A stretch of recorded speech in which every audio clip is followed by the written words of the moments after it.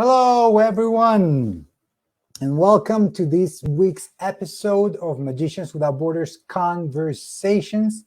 And as always, I am here with Tom. How are you, Tom? I'm very good, Carlos. We've had a little bit of snow here in Vermont today, but that's the way it is here in Vermont. Yeah, and look, I am very with a jacket and everything inside, and I am cold. You're dressed warmer than I am. Yeah, I know. We're not that used to cold over here. We're here, Tom. So so nice that we're here every week, Tom. Today, so good to see you. Yeah. So good to see you as well. Today we're going to talk about the importance of magic and healing. And we're going to have some friends on, or new friends, I must say, because we've barely met. We're going to have David, Elkin, and Harrison Pravder of a wonderful nonprofit called Magic Aid. And I can't wait to hear all about it. I'm very excited to talk with them and to hear their experience of magic and healing and working in hospitals. It'll be wonderful. Yep. Exactly. I think it's going to be a wonderful conversation and so very enlightening. So to start, Tom, I wanted to ask you, do you believe that magic aids healing?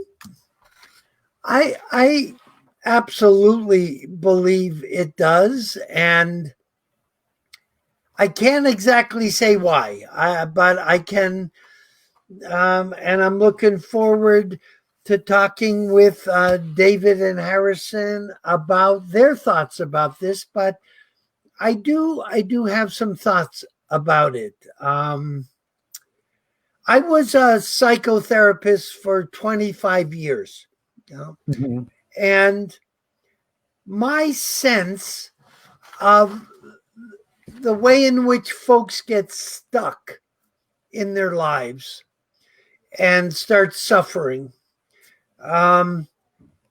is because one way to think about it, this isn't the whole story by any means, but folks begin to feel like the way I'm feeling right now is the way I'm going to feel the rest of my life.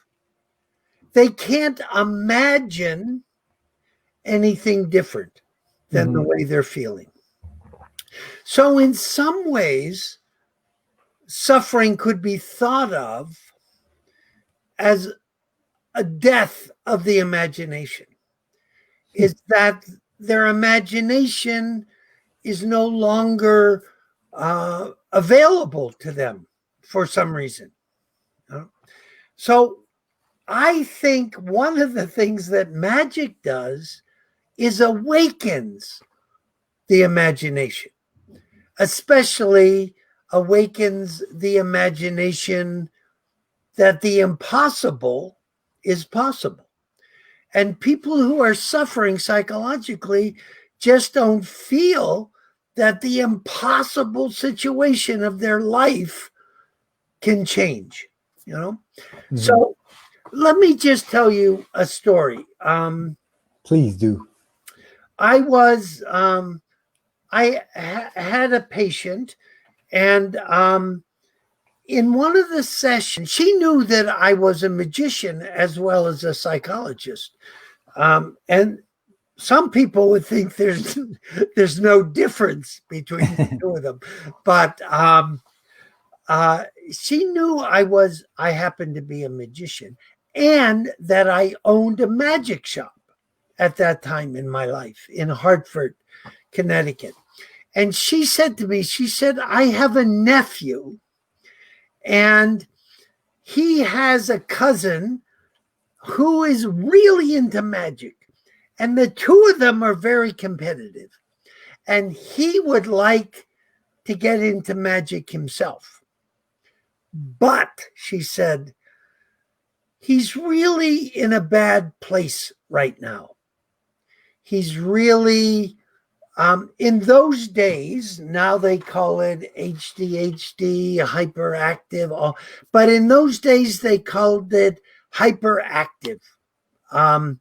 And she said he's a very hyperactive kid, and he has lots of trouble in school and lots of trouble at home.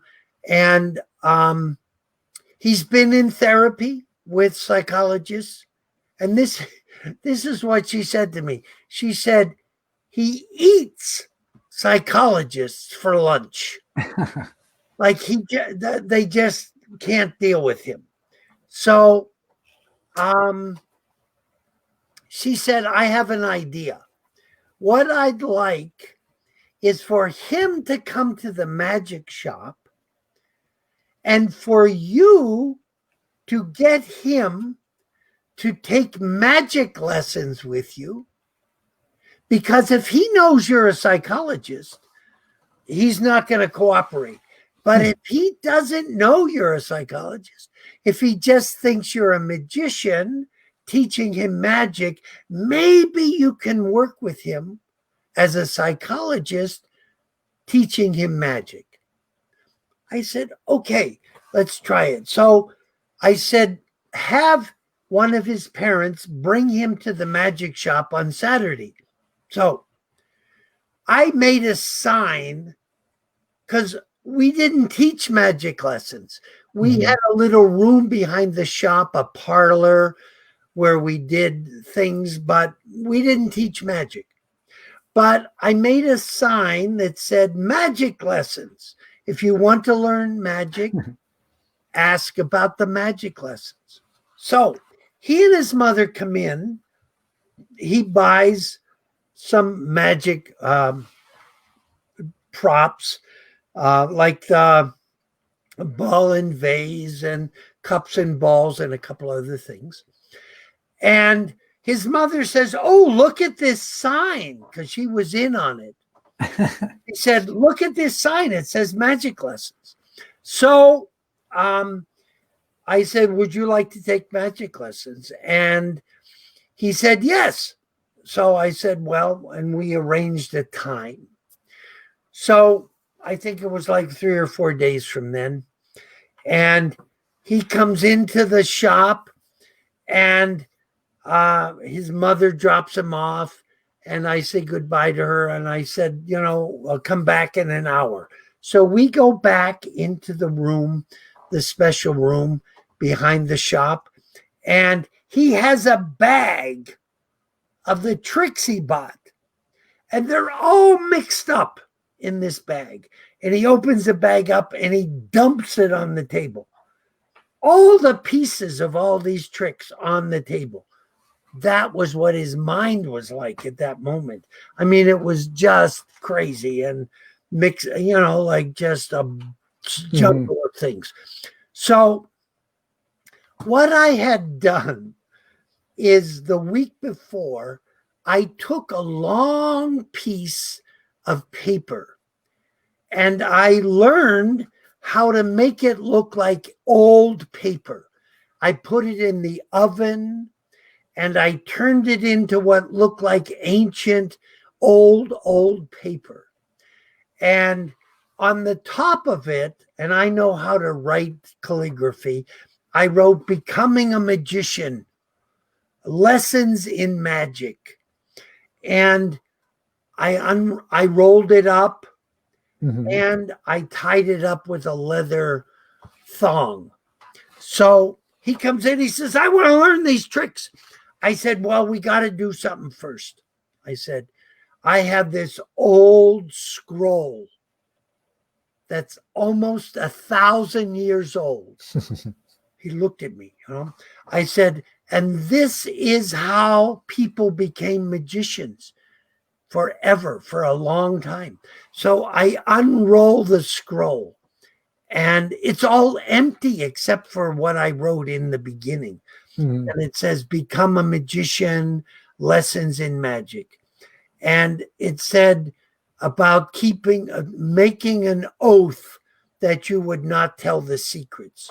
So I close it up. I set it down. I say, now you have to promise what you learn here, you won't tell anybody. He said, I promise. Okay. So I unroll it a little further.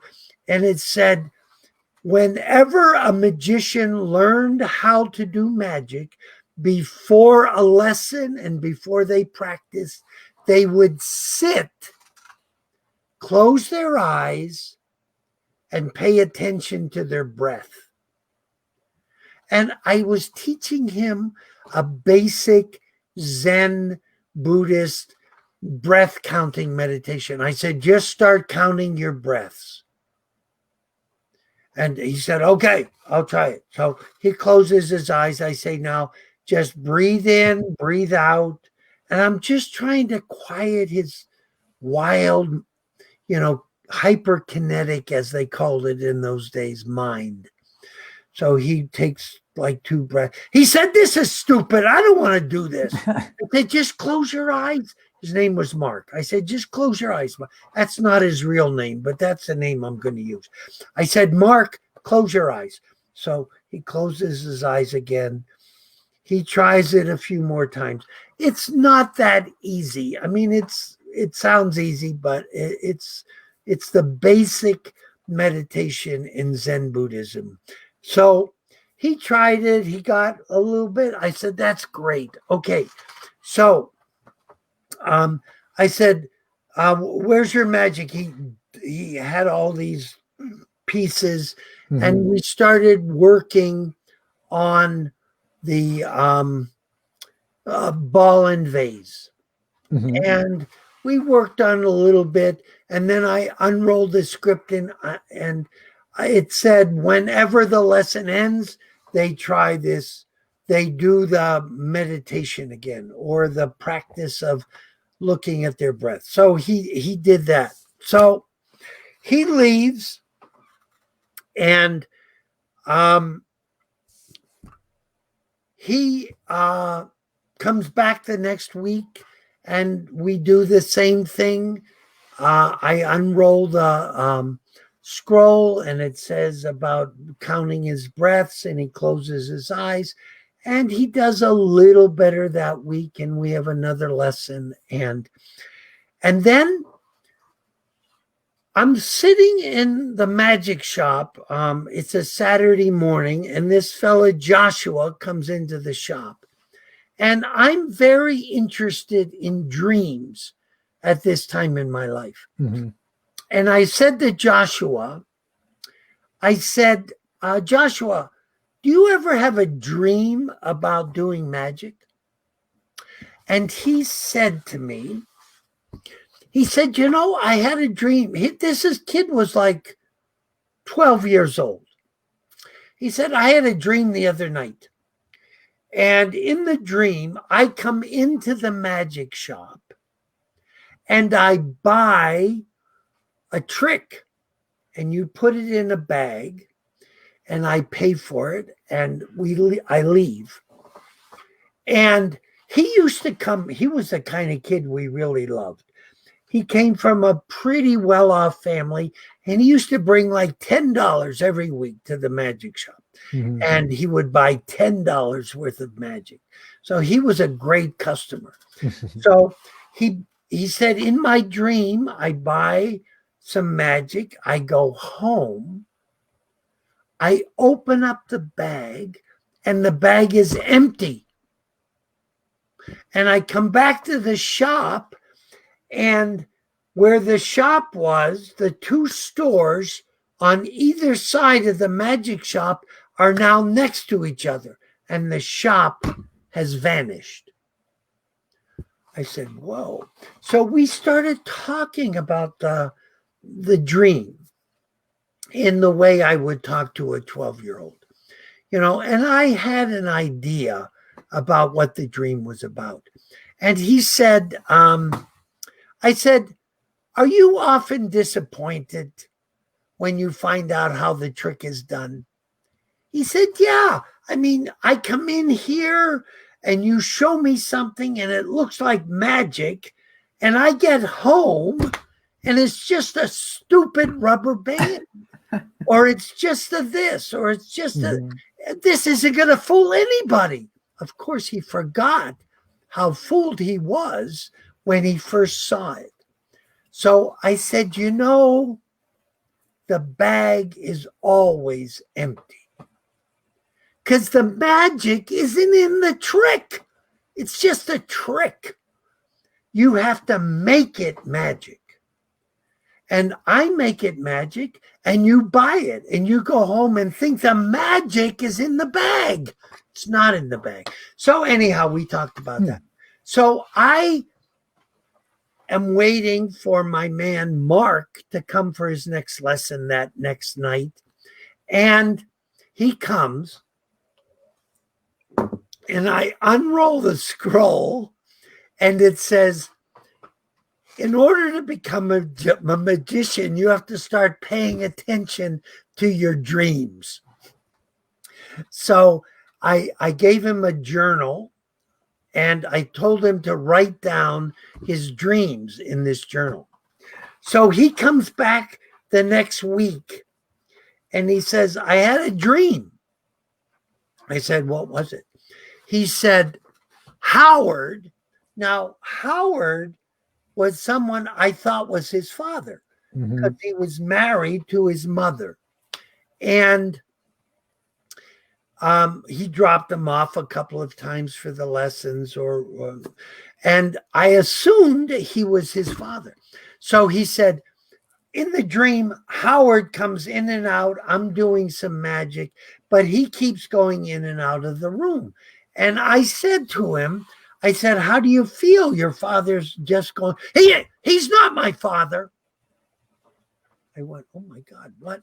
And he was really upset that I called him his father. So I said, he's not your father. And he wouldn't answer the question. He just shut down. So we go on with the lesson. And after the lesson, I call his mom. And I said, what's the story? I thought Howard was his father. And then she tells me this amazing thing. She said, Mark's father was a salesman, and he went away for 2 or 3, 4, 5 days at a time. And he went away and he died. And he never came back. And he came back, and they happened to be Jewish, and they sat what's called Shiva, which is sitting after a person dies, and they tell stories about the person, and they cry, and they laugh, and they eat food, and they celebrate the life and mourn the death of this person. Mark was not allowed to come to the Shiva. She wanted to protect him from this.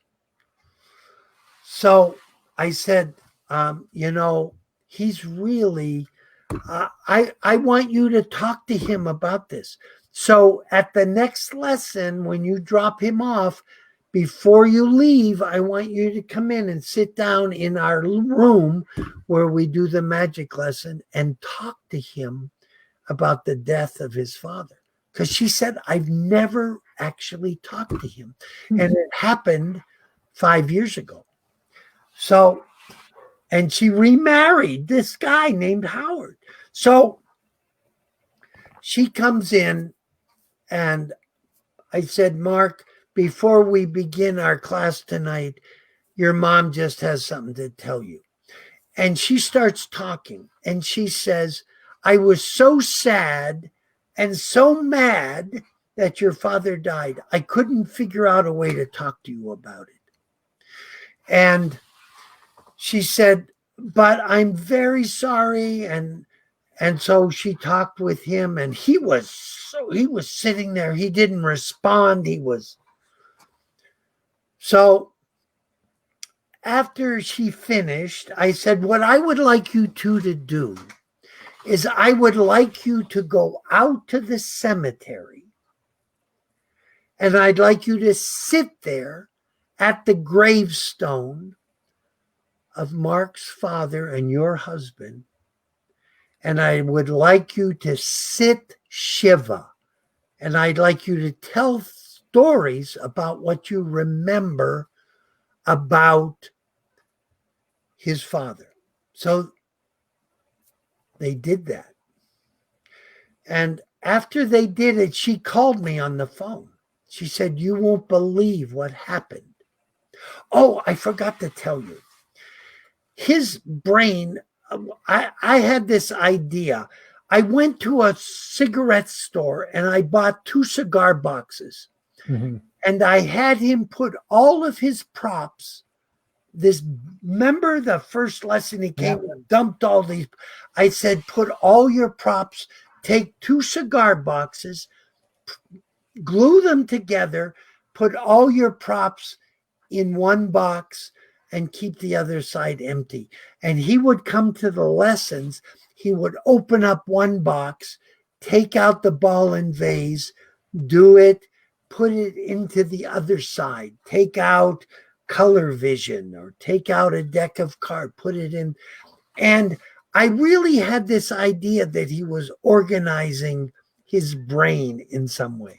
So he had this box that he kept his magic props in. Mm-hmm. So on the phone, she says to me, "You won't believe what happened." We sit there at the grave on the grass. We tell stories about his father. And he tells things. We both cry. He cries. I cry.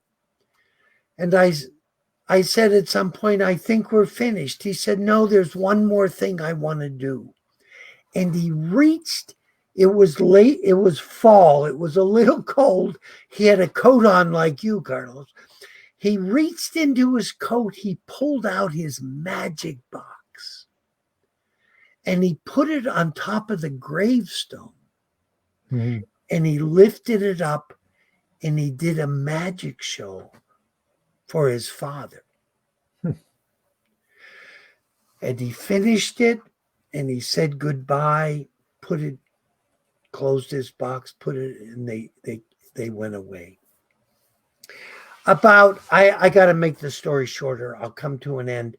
He had a dream about Howard, that Howard came down into the kitchen at breakfast time and said, it was like a Saturday morning. And he said, no, this is the first. He had 2 dreams. The first one was he had a dream about Howard. And he said to Howard, he said, because I had told him, what you ought to do is get a mirror and put it on the wall and practice your magic in front of the mirror.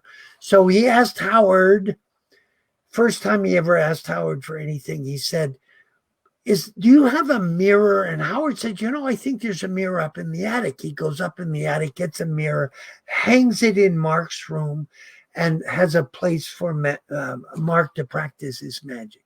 Mm-hmm. So he tells me that, and we talk about that dream. And then he has a final dream where Mark comes down at breakfast and says, "Would you like to go for a walk?" And they go out the door and they go for a walk together. He on his own, I said, well, our lessons are coming to an end and I'd like you to do a show for your family next week. And he comes into the magic shop and he goes back into the parlor and he gets ready, sets his magic up, and he comes walking out. They're all sitting there, his family and his cousin Russell, who he had this competition with. And he comes walking out from behind the little curtain we had in the parlor. And he has a sweatshirt on that he had made himself. It said, "Magical, Marvelous Mark." And he did this magic show. And it was brilliant and wonderful. And that was the end of it as far as I was concerned. One more piece. About 5 years later, I had moved away from Hartford. This woman, his aunt, who connected me with him, remember back, she was my patient, and she said, I have a nephew. She writes me, she says, "You won't believe what happened. Mark, as I said, was Jewish. He turned 13. He was about to be bar mitzvahed. And he's about to walk out into the sanctuary of the synagogue for his bar mitzvah ceremony. Mhm. And he reaches into his pocket, pulls out a business card. It says magical, marvelous mark. Magic for birthdays, weddings, and funerals. Oh, And he hands it to the rabbi. pretty cool. Pretty awesome. That's story. the end of the Mhm. story. There's all kinds of other little details, but I think magic healed this young man, and I'm working with a young autistic 10-year-old boy right now, and his mom just said magic is making him connect with people in ways he never could. That's Anyhow, so cool. that's Awesome why story. I'm sorry I went on so long, but there it is. That's great, Tom. I think that story, it's very genuine from you, and it shows how you think magic really aids healing, and has helped patients of yours, and also students of yours of magic. And I think that's super powerful, and I think that's a great gateway for who we are going to meet. So we're going to meet two wonderful Beautiful. founders of a magic aid, and look what it says: bridging magic and medicine one smile at a time. And we are we've heard, or I heard about this organization from I think it's a mutual friend, Steve, who works at Goldsmiths University, and he wanted to put on an event together where we were going to be part of it, and they were going to be part of it, of course, because of this wonderful curveball that this year threw at us. This didn't happen, but we get to meet him. So let's just do this. Let's welcome David Elkin and Harrison Prafder. I hope I said your last name right, from Magic Aid. How are you guys? Great. Thank you for having us, Carlos and Tom. Oh, it's such a pleasure. Yeah, very good. Thank you. Yeah, it's such an honor for us to be here, all of us together. So let's get into it. So David and Harrison, please, introduce yourselves. Sounds good. So I'm David Elkin. I'm originally from Los Angeles, and I moved out to the East Coast to go to medical school at Stony Brook in Long Island, which is how I met Harrison. And I'm working as an ER doctor in Brooklyn now. I'll let Harrison introduce himself, and then I'll tell you a little bit about Magic Aid. That's wonderful. Thanks, David. Well, as David said, I guess I'll start off with, I'm originally from New York, Long Island, right outside of the city. As David mentioned, we both met when we were in medical school, also in New York, at Stony Brook, which is where we went to medical school. Now we've both graduated, and I'm now up at Yale in Connecticut as an anesthesia resident physician. So cool. So you're both both doctors, and are you both magicians? Like, is magic something that was with you before you two met, or tell us about that? So I actually started out doing magic professionally back when I was in high school. I've been doing magic since I was a little kid, and end of middle school, beginning of high school, I auditioned for this one club called the Magic Castle. It's a private magic club in Hollywood, home to some of the best magicians. It was a lot of fun. So I became one of their junior members, and kind of performed there a little bit. Was doing private gigs, and then actually the way Magic Aid started was while I was in high school. I was also volunteering at a local hospital in LA, and I was just doing regular volunteer duties. Taking specimens to the lab, helping patients out, making copies of medical records, for their charts. And I was on the pediatrics floor, and I remember there was this girl who was in her room. She was really anxious, scared, crying about an upcoming procedure she had coming up. And being a professional magician at the time, I had a deck of cards on me. And so I walked into the room and I did some magic for her. And, she loved it. She started smiling, laughing, completely forgot about her procedure. And that's when I went to the volunteer director and I said, hey, is it okay if in addition to my volunteer duties, just on a weekly basis, I come in and I just do magic for the kids? And she said, yes, of course. And that's how Magic Aid was born. Wow. Pretty cool story, David. Pretty cool story. And how did you, Harrison, get into magic? Sure. So unlike David, I did not do any magic prior to coming to medical school. Oh, wow. So I actually got to medical school, and that's where I met David, who at the time was working on really integrating magic into our medical school. And he kind of taught me everything for the most part that I know today. So I got to medical school a few weeks in. I go to a talk where David's speaking about magic and how it can really make a huge impact on everyone, and how he works with patients and how it really changes a lot for them and changes a lot for everyone. And right then and there, I kind of, a light bulb went off where I was really amazed by what kinds of impact is possible by using magic in this way, and all the avenues that it can go, the amount that can really help patients, the amount that it can help everyone, especially in our field that we're going into. Wow. So from there, I kind of took off from there, and we're here today. That's and I'd love to fill in the gaps in between. Mm-hmm. That's okay. So really, it just started out, as I said, back in high school with me just being an entertainer at the bedside and just performing magic for the kids. Mm-hmm. And then when I got into medical school, I brought it to Stony Brook Children's Hospital, and I was doing it for, magic for kids at the bedside there. And in my class, there were a few people that heard about me doing magic for the kids, and they said, hey, that's really cool. Can we come up and watch you do magic for the kids? And I said, how about instead of watching me do magic, I teach you some stuff and you can go up and do it with me. Oh, and beautiful. So that's how it kind of grew into not only me doing it, but also me kind of sharing it.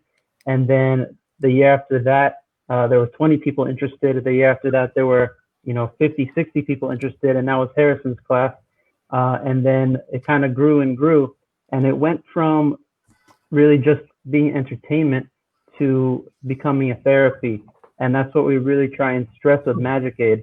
So our main goal is to train healthcare providers, such as doctors, nurses, child life specialists, occupational physical therapists, how to incorporate magic and use it as a therapeutic intervention to help their patients to enhance the quality of care. And not only by performing magic for them, but also teaching magic to the kids. And, I designed a curriculum that's easy to learn, easier for everyone to pick up, that allows them to use the magic with a little bit of practice. And I really like what Tom said in his story about the magic isn't in the bag, but you make the magic. And so that's really a message that I try and teach when I'm, teaching my students, is that you create the whole magic experience for the patient. And so, I met Harrison and he got involved in Magic Aid, and I'm really thankful to have Harrison because we actually formed it from just a club that I was doing since high school into a 501c3 nonprofit organization that we then founded together.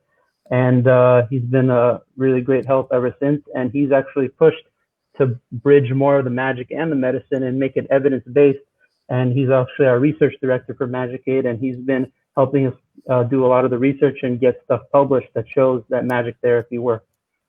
Oh, that's so cool. That's so cool. I mean, that story about how something started of you just, your passion for magic and your eagerness to perform as a magician with always a deck of cards in your pocket, to what you just said, something that's research based, and it's backed up from it. So if I asked you, of course, do you believe that magic aids healing? I guess the answer would be yes from you.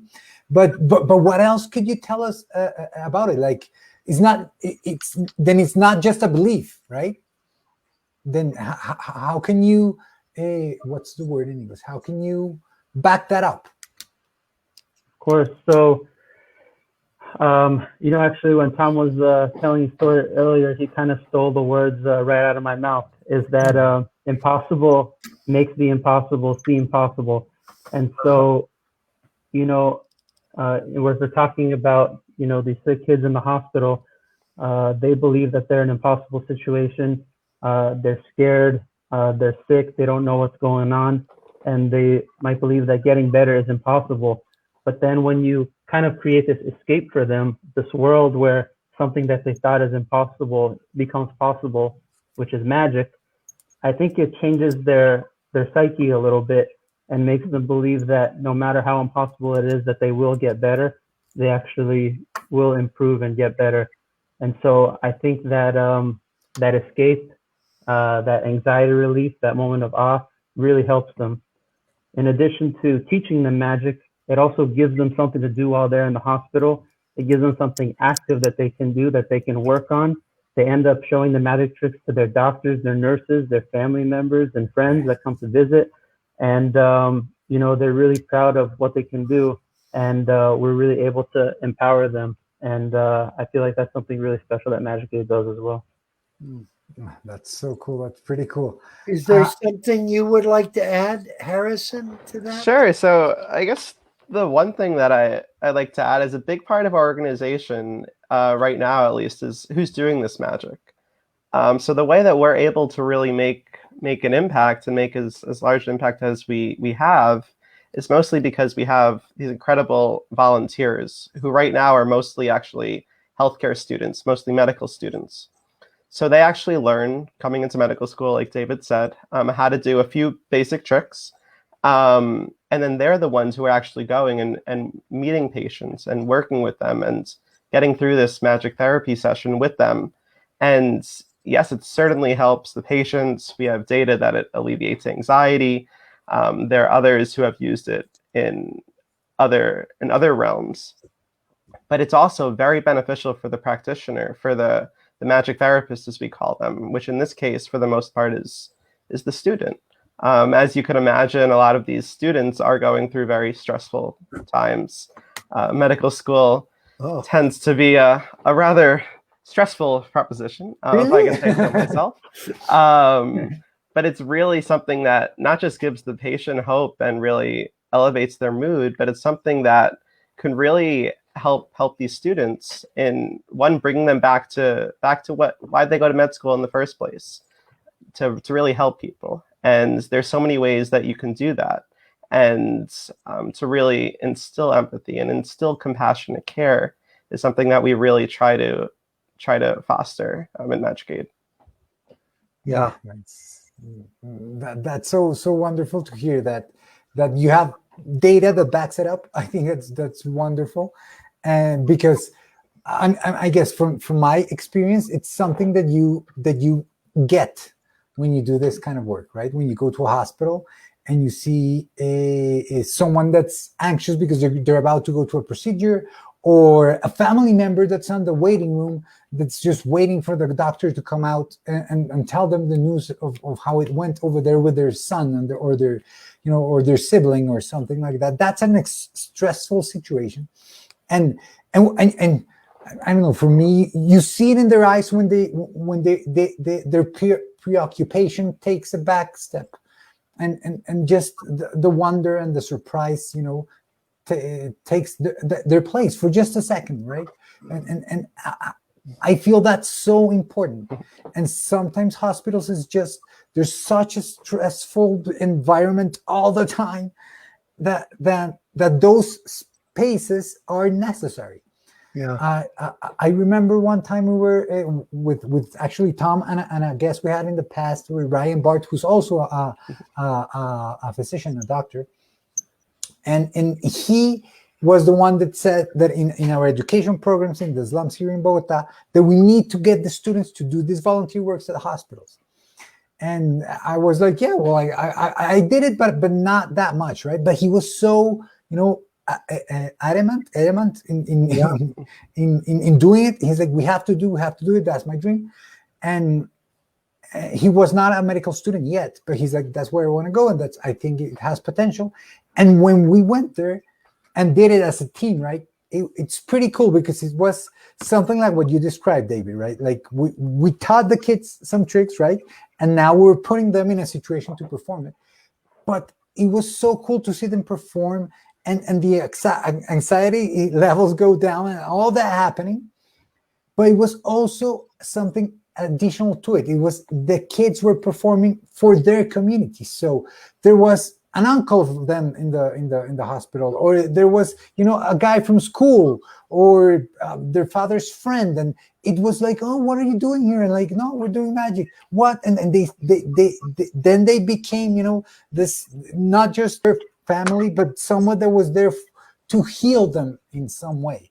And that was, you know, so good to experience, to see happening and unfold in front of you. So yeah. I mean, that's just wonderful. I performed a little bit.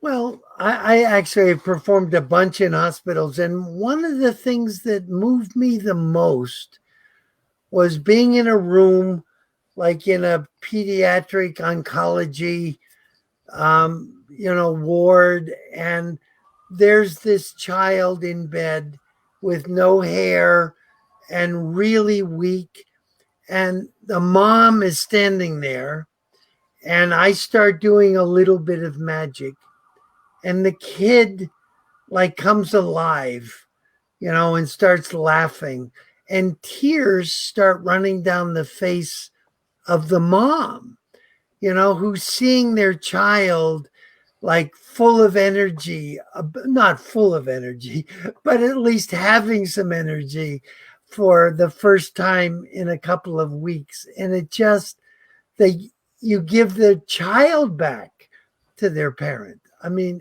that to me was one of the most moving moments, you know, seeing a parent find their child being a child again. Yes, you know? I agree, and I guess that's why I wanted to put this picture back on. This is, you know, the face of this kid. You know, even though he's got, you know, things sticking out of his arms and these things on his ears, and he's in a hospital and with all this equipment, but the face he's doing, right, like the amazement he's feeling at this moment, right? Yeah. And that's something that we as magicians understand, but other people might not. But to that point, I wanted to address a question that Michael said on the chat. He says, can you say something about how the data was collected, and is it quantitative? Could you maybe share a little bit more about that? Sure. So you can check out our paper, actually. We published last year in the journal Hospital Pediatrics, which is one of the journals for the American Academy of Pediatrics, the large governing board for most pediatricians. So it is quantitative. To not get into the weeds of things as much right here, we used a few different rating tools, mostly self-report tools, where before going in and doing magic, we asked the child to share with us how they felt by reporting it on a few different survey tools. Some being a faces scale, where you have a frowny face to a smiley face, and others, as you get up in age, an older child can obviously handle a lot more and can comprehend and share what they're feeling much better. So I don't want to go into the weeds too much about this, but we used a few different quantitative scales. We came together using all of those. We made a composite score that really showed that magic was really beneficial at alleviating anxiety in the short term, so whether it be minutes after. And then we also have some data suggesting that not only does that anxiety alleviating strength really last minutes after, but it can sometimes even last hours after. And we do have quantitative data on that, and some of it's published and some of it will be published in the not too distant future. Awesome. I think that's something that I learned from Steve, our friend in common, of how to, you know, measure the things that we do, and we actually do something like that in Magicians Without Borders with the kids that we teach to, and it's wonderful when you see the data confirming what you suspect, right? So I think that's a wonderful feeling when you think, I really do think that we're, improving their self-esteem. I really do think that they feel that education is something to look forward to. I really do think, and when you see the data coming back and you're like, oh, yes, it works. I think that's a wonderful feeling. I think it's a wonderful feeling. I wanted to ask you something, both of you, like, magicians have secrets, and that's our way of working, right? We know something that the audience does not. But from the work that you have done, what is something that about the work that you do that almost nobody else knows? Tough question. I guess for me, the secret is I don't know who gets more enjoyment from it, me or the patient. So I guess that'd be my way of answering that. Yeah. It's really rewarding when you can make a difference, in a kid's life and a patient's life. Although Magic Aid is branded towards kids and the pediatric patient population, as an ER doctor, I sometimes do magic for my adult patients too. And even in our original location at Stony Brook, we do magic for kids, but then, they also explored doing it for geriatrics patients. So there's so many different types of applications. I know we spent a lot talking about anxiety and how our paper shows that magic therapy reduces anxiety in patients by 25 to 30%, as well as in their caretakers. There's so many different applications that I use like in my daily work as an ER doctor. One thing I like that Tom said is, that he was a psychologist posing as a magician in that magic shop. And so that's one of the concepts that we have is, acting as a cold opener, and, building trust and building that relationship. A lot of the time I'll get, in the pediatrics ER, a lot of, patients there for a mental health evaluation. And so, the typical approach that a lot of my colleagues use is they come into the room and they say, hey, I'm Dr. So-and-so. Tell me what's going on today. Why are you in the hospital? Instead, I like to come in and I say, hey, have you ever seen a magic trick before? Oh, wow. It throws them off. And then I show them a magic trick and they say, whoa, how'd you do that? Or I remember that from when I was a kid. And I say, oh yeah, tell me more about that. And then they start opening them up and then they tell me their whole life story and I know exactly why they're there. And then I can, consult my psychiatry colleagues to better help the patient. That's just one example. I think that's like really courageous, David. Like doctors are supposed to be serious, but sometimes they're serious as cancer. I mean, they to show a patient in an ER a magic trick is, I think, a really courageous thing to do, and it will do what you just described. Oftentimes, I mean, it may go in some other direction, but I think more often than not, whoa, how did you do that? And then all of a sudden, you're there together, and they open up. I think that's fantastic. Absolutely.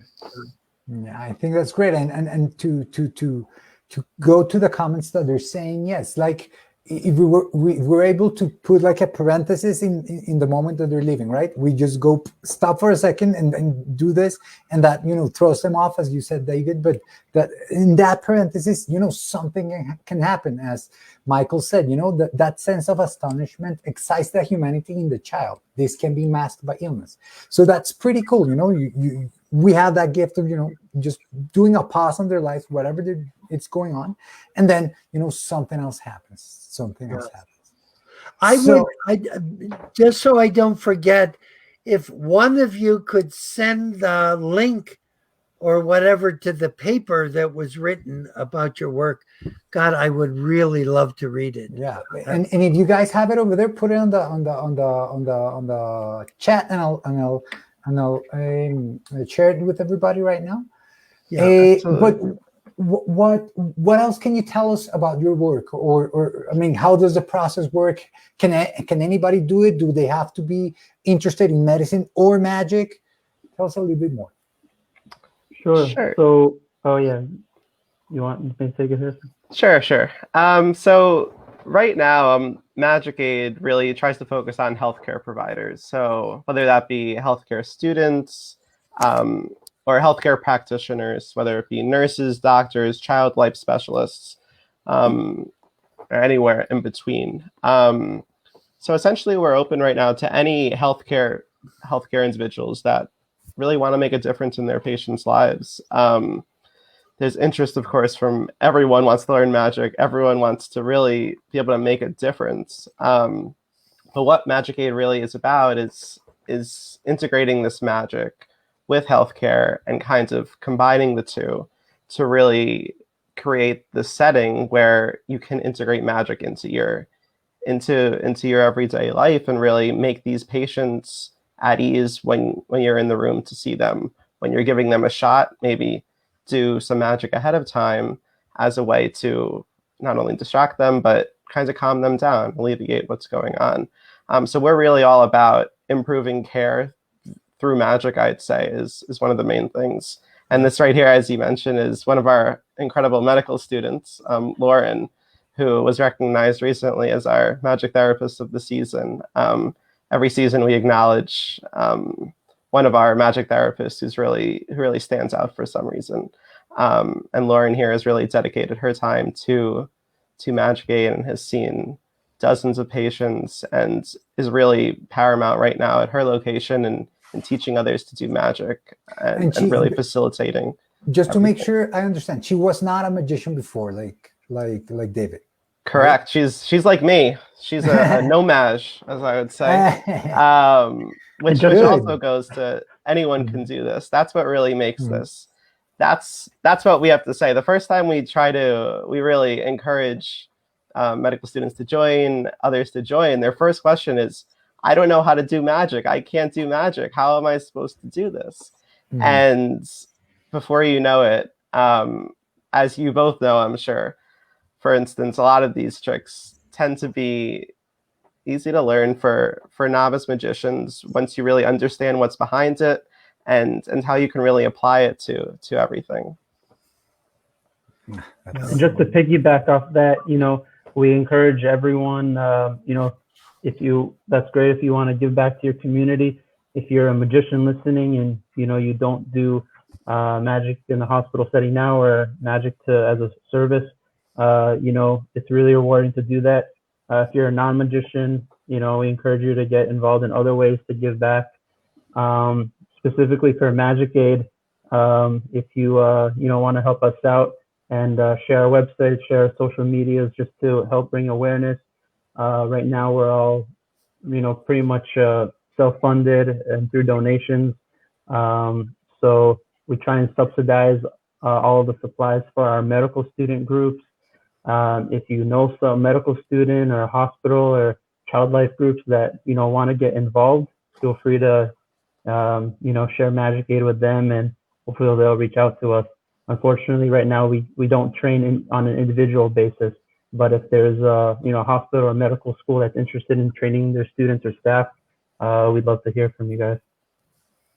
Awesome. I think that's pretty cool that it's open to everybody. You don't have to be a magician. And I see that the trainings you do. Let me see if I can find a little. Yes, there we go. A picture of the training kits. I guess those are right. Yeah, those are our magic bags that everyone that joins Magic Aid gets with, one of each of our supplies from our curriculum. And then they get a whole box of extra supplies that they can then teach to the kids and leave with the kids. That's awesome. And this is, can you just give a sense of what's in that bag just for a fellow magician? Just the kind of things that it looked like Lauren was doing, maybe the princess card trick, or I don't know. What's in the bag? Sure. So, as you said, the magic's not really in the bag. The magic is magic is actually in the curriculum. So, we use simple props that you might find at any magic store, including, princess card trick. We have ball and vase. We have the coin slide. In addition to a few others. But really, the secret and the magic behind our curriculum is learning how to apply it in a healthcare setting, how to apply it and customize it to specific patient scenarios. And that's really, what we're trying to do with Magic Aid specifically. That's a wonderful answer. Thank you. Of course. Very good, very good. And of course, we know the reality of getting this funded and getting people interested in it is very, very hard. But I would love for you to tell us a little bit about this experience with the Justin William. Sure. So Justin is actually a good friend of mine.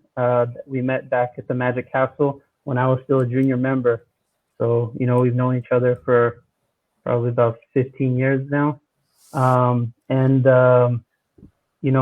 we formed Magic Aid as a nonprofit, I went to Justin and I started telling him about it, and he said he'd love to be involved.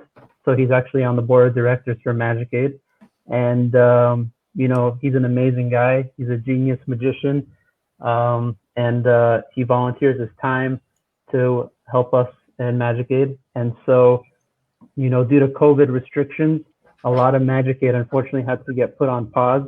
We couldn't have as many medical student volunteers or other Magic Aid members go to the bedside to do magic therapy. And so with Justin, we came up with the idea to have a live magic Zoom show. And so we did was we recruited hospitals all over the country. I think we got, a good amount of hospitals, over a dozen hospitals, and hundreds of kids from each hospital. And Justin put on an hour-long live Zoom show where he actually got to interact with all these different kids at these different hospitals. And that was our first event. And we're planning a second run for sometime in January as well. So hopefully we'll get even more people involved, and Justin's really excited about that too. Yes, pretty cool. Pretty cool. I think it's great to have somebody as relevant in magic today as Justin, as let alone a spokesman, but in the board of directors. I think that's a great thing for Magic Aid, and that's something that's very, very cool to have happened. So I wanted to try to wrap this up, and I wanted to ask both of you two questions. One would be, what do you think are the main takeaways from all your years in Magic Aid that you still live by or apply today in your work? Sure. So I guess I can start. Something that I learned, I think, very, very early on with magic is that magic really, it brings out the joy in everyone. It brings out the hope. It brings out the optimism. And it really shows you that, yes, maybe this boy or girl that you're working with is in the hospital. Maybe they're going through a lot, and they likely are going through a very tough time in their life. But just seeing the joy that can be brought, of the frown go right to a smile with just something as simple as a few magic tricks.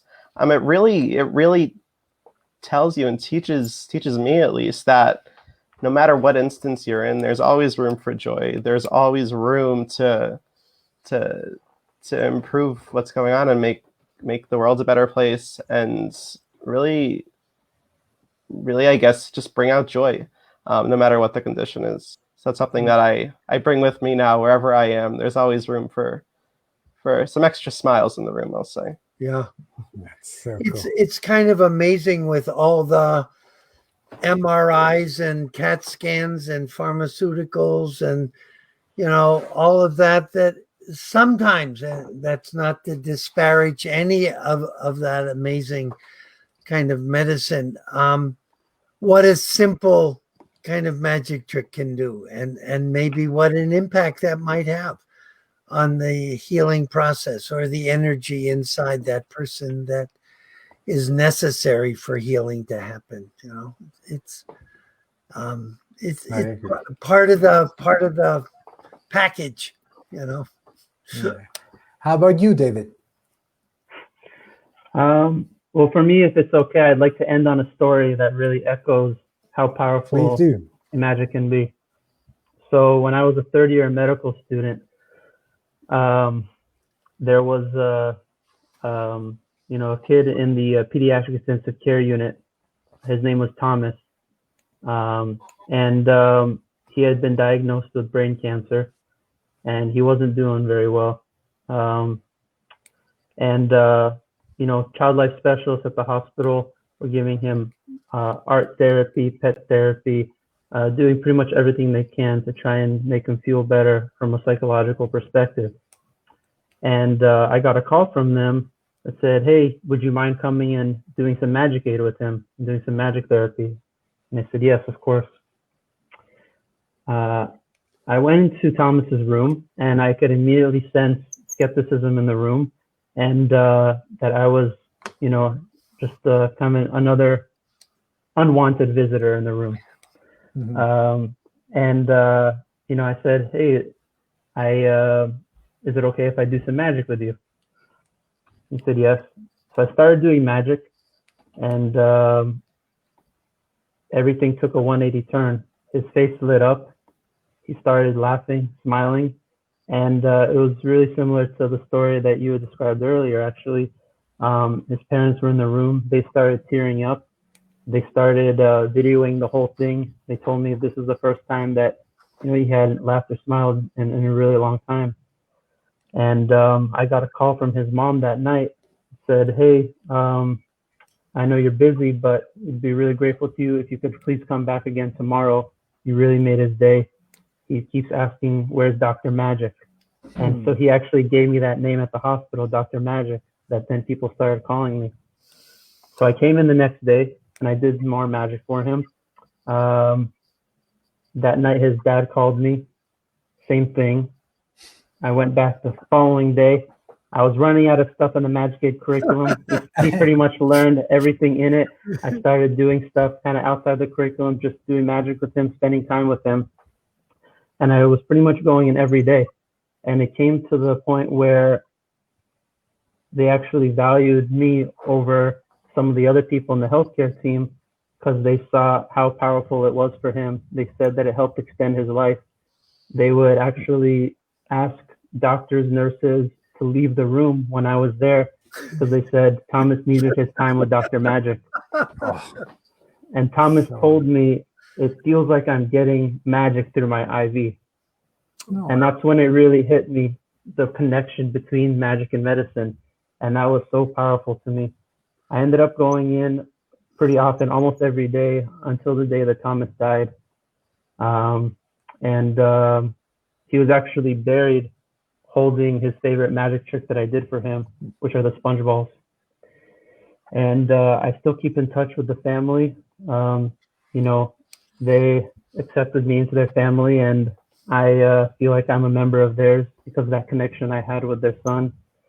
They started the Thomas Scully Foundation to help families of pediatric cancer patients emotionally and financially.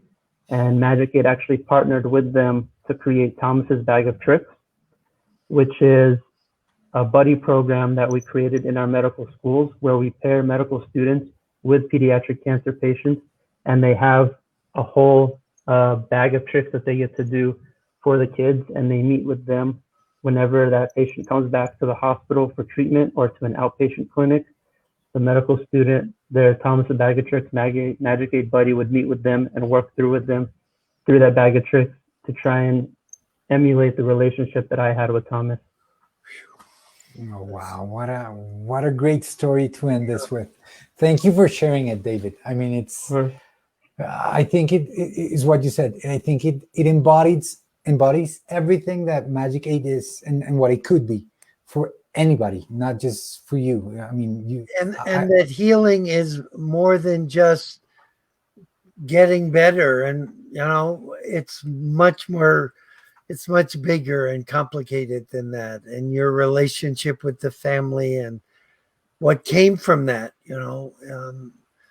the patient doesn't always get better and go home, but they do get better, and something happens that's bigger than just getting, quote, better, Exactly. I agree. So we always end the show with like a fundraising moment. So the fundraising moment today is for Magic Aid. If you want to support the work that they do, we're not asking you to go to our website today. We're asking you to go to magic-aid.org, and you can support the great work that they do over there. So if you can, please go and check them out. This was an amazing episode.